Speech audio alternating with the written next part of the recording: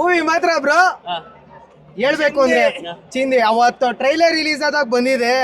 ಅವತ್ತು ಹೇಳ್ದೆ ನಾನು ಟ್ರೈಲರ್ ರಿಲೀಸ್ ಆದಾಗ ಮೂವಿ ಥಿಯೇಟರ್ ನಡಗಿಸ್ಬಿಡುತ್ತೆ ಅಂತ. ಆದ್ರೆ ಥಿಯೇಟರ್ನ ಅಲ್ಲಾಡಿಸ್ಬಿಟ್ಟಿದೆ ಬ್ರೋ ಮೂವಿ. ಇಷ್ಟೆಲ್ಲ ಕ್ರೌಡ್ ನೋಡಿದ್ರೆ ಹೇಗೆ ಅನಿಸ್ತೈತಿ ಇವಾಗ? ಸರ್ ಇವ್ ಎಪ್ಪ ಲೆವೆಲ್ ಏನು ಅಂತ ಇವಾಗ ಗೊತ್ತಾಗುತ್ತೆ.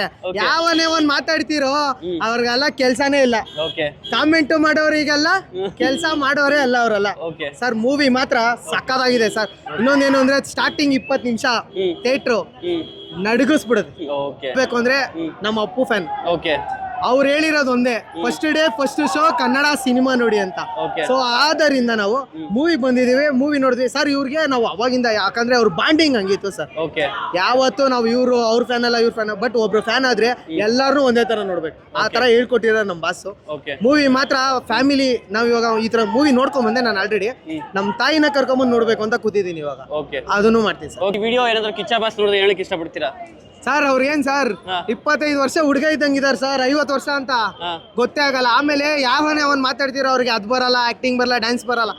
ಬಂದ್ ನೋಡ್ರಲ್ಲಿ ಕಿಚ್ಚ ಗೊತ್ತು, ಇಡೀ ವರ್ಲ್ಡ್ಗೆ ಗೊತ್ತು.